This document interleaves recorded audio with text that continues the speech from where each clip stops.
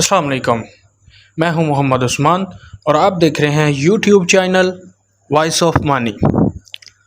پاکستان 14 اگست 1947 کو معرض وجود میں آیا۔ پاکستان کے معرض وجود کے ایک سال بعد 1948 کو بانی پاکستان قائد اعظم محمد علی جناح رحمۃ اللہ علیہ اس دنیا فانی کو چھوڑ گئے۔ اس کے بعد اپنوں کی غداری کی وجہ سے 1971 کو پاکستان کا ایک حصہ جدا کر دیا گیا جسے آج بنگلہ دیش کہتے ہیں۔ یہ کہانی ہے ہم سے الگ ہونے والے ملک بنگلہ دیش کی کہ جس نے جب دنیا کا سب سے لمبا پل بنانا تھا تو اس نے ورلڈ بینک سے مدد مانگی۔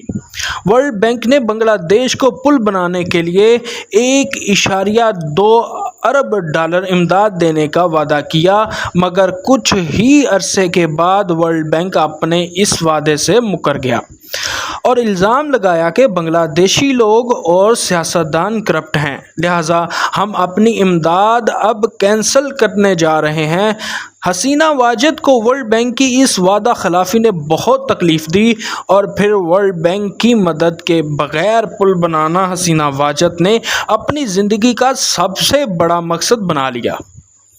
کچھ ہی عرصے بعد دنیا نے دیکھا کہ بنگلہ دیش کے غیرت مند لوگوں نے وہاں کے سیاستدانوں کے ساتھ ملتے ہوئے حسینہ واجد نے مختلف ذرائع سے پیسہ اکٹھا کر کے 6 کلومیٹر سے زیادہ کا طویل پل دریائے پدما پر بنا ڈالا۔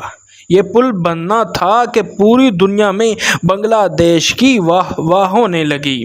یہ پل 6.51 کلومیٹر یعنی 4.04 میل طویل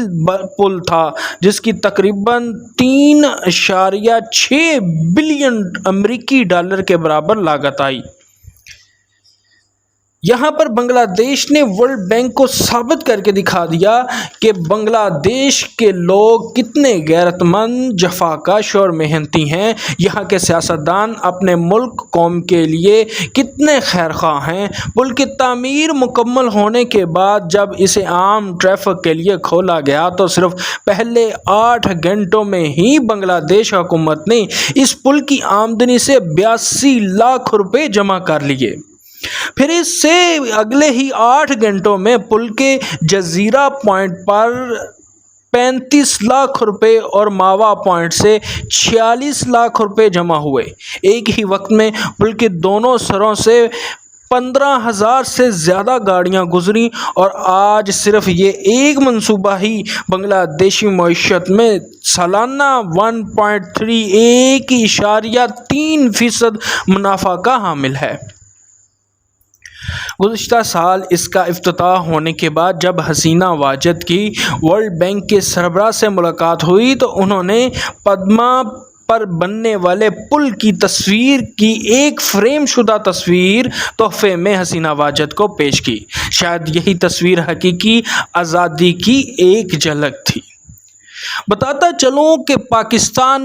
1960 میں جاپان کو کروڑوں روپے کا قرضہ دے رہا ہے، لیکن آج وہی پاکستان کشکول اٹھائے در در پھر رہا ہے، در در کی ٹھوکریں کھا رہا ہے۔ پاکستان کے حالات یہ ہیں کہ غریب عوام 2 وقت کے لقمے کے لیے، 2 وقت کی روٹی کے لیے مجبور ہو رہی ہے، کہیں خودکشیاں کر رہی ہے، کہیں اپنے بچوں سمیت خود زہر کھا کر مر رہے ہیں، اور حکومت پاکستان کو کسی قسم کا کوئی فکر نہیں ہے۔ وزیر اعظم پاکستان سے اینکر سوال کرتے ہیں کہ پاکستان کے اندر پڑھے لکھے نوجوان اور پڑھا لکھا طبقہ 9 لاکھ افراد پاکستان سے ہجرت کرتے ہوئے دوسرے ممالک میں جا رہے ہیں، تو وزیر اعظم کا بہت ہی بے معنی انداز میں ایک جواب آتا ہے جو فرماتے ہیں پھر کیا ہوگا اگر پاکستان سے یہ پڑھا لکھا طبقہ چلا جائے گا، تو پھر کیا ہوگا؟ کہیں پاکستان میں لوٹ کسوٹ جاری ہے، کہیں جناب سٹریٹ کرائم جیسے کرائم بہت زیادہ ہو رہے ہیں، لیکن قانونی ادارے جو ہیں وہ ٹس سے مس نہیں ہو رہے، اور حکومتی ادارے جو ہیں وہ ہوش کے ناخن نہیں لے رہے۔ یہ تو ایک ملک کی سٹوری ہے جس نے اپنی غیرت مند عوام کے ساتھ ملتے ہوئے، اپنی غیرت کو للکارتے ہوئے دریائے پدما پر پل بنا ڈالا اور دنیا کو دکھا دیا کہ ہم کر سکتے ہیں، اور دنیا کو دکھا دیا کہ جو ملک ہمیں غدار اور جو ملک ہمیں کرپٹ ثابت کرنا چاہتا تھا، یا جس ملک نے ہمیں کرپٹ ثابت کرتے ہوئے الگ کیا تھا، وہ آج کان کھول کے سن لے اور آنکھیں کھول کے دیکھ لے کہ یہ ملک، یہ یہاں کے رہنے والے باشندے، یہاں کے رہنے والے لوگ کرپٹ نہیں ہیں۔ دوسری طرف جاپان ہے جس میں پچھلے 30 سال میں چوری نہیں ہوئی ہے، قتل نہیں ہوا ہے، کوئی بھوکا نہیں ہوتا ہے، زلزلہ آتا ہے تو کیمپوں میں سامان رکھ دیا جاتا ہے، کوئی ایک چھنٹانگ اپنی ضرورت سے زیادہ نہیں لیتا، دیانتداری میں دنیا میں پہلے نمبر پر ہے، سڑک پر 1 کروڑ بھی پھینک دے تو کوئی اٹھاتا نہیں ہے، آپ کندھا ماریں تو سامنے والا خود معذرت کرتا دکھائی دیتا ہے۔ ترقی اور ٹیکنالوجی میں دنیا سے 10 سال آگے جیتے ہیں، اور کام اتنا کرتے ہیں کہ وزیر اعظم ہاتھ جوڑ کر آرام کے مشورے دیتا ہے، سگریٹ کی راکھ جھاڑنے کی ڈبیا جیب میں رکھتے ہیں، صفائی اتنی ہے کہ سڑکوں میں منہ نظر آتا ہے، پابندی وقت اتنی کہ 5 منٹ ٹرین لیٹ ہوئی تو پوری کمپنی بند کر دی گئی، اخلاق اتنا بلند کہ آپ حیرت سے منہ تکتے رہ جائیں، کمال محبت وفا اتنی کہ جاپانی بیوی پوجا کرنے لگ جاتی ہے، اور آپ کو اتنا کھلائے کہ کھاتے ہوئے خوف ہو، آپ پر خوف طاری ہو جائے کہ کہیں آپ موٹے نہ ہو جائیں۔ چاول کی فصل مرغوب غذا ہے، ایک دفعہ قحط پڑا تو 30 سال کا ایسا ذخیرہ کر لیا کہ دنیا سے چاول نایاب ہو گئے، لیکن وہاں سے ختم نہ ہوئے۔ یہ تمام تر کنٹریز، یہ تمام تر مختلف ممالک کی مثالیں ہمارے لیے ہیں کہ ہم بھی 75 سال پہلے آزاد ہوئے، لیکن ہماری ترقی کا معیار یہ ہے کہ گلیوں سڑکوں پر،